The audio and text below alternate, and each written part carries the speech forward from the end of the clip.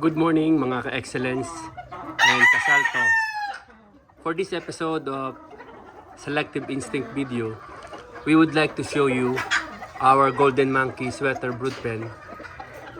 These are Golden Monkeys that we originally acquired from Jean Battier of Gulf Haven Farms.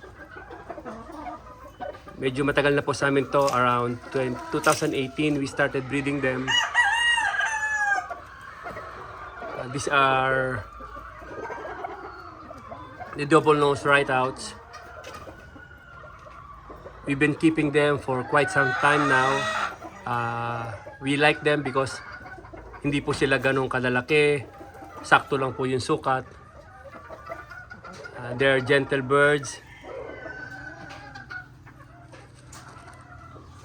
And many breeders po ang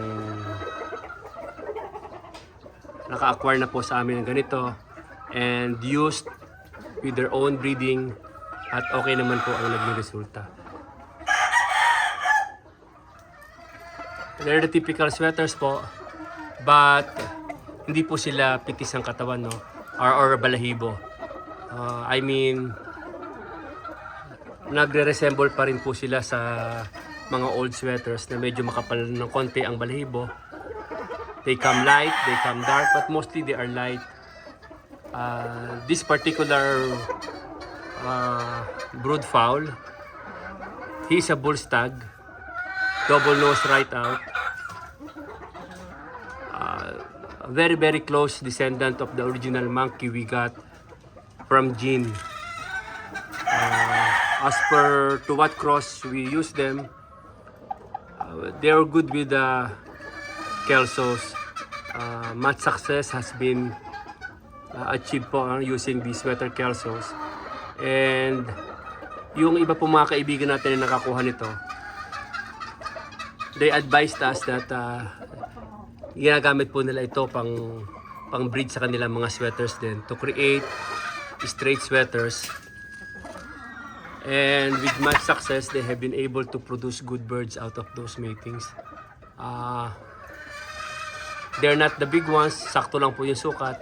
At stags, they would weight 1.7, 1.8. Medium station, wala pong matangkad na ganito. Very rare po talaga kung lalabas yung matangkad. Mainly because na rin po siguro sa the way we select them. Because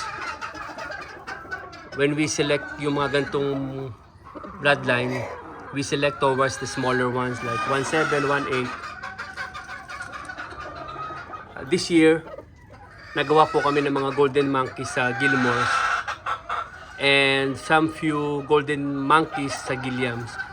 So, the results we will try to see sa stag season. But for those who wants to breed this, they really tested well with Kelsos. Yung Gustavo Kelsos and Jumper Kelsos. So muli po, thank you very much. This is our Golden Monkey Sweaters.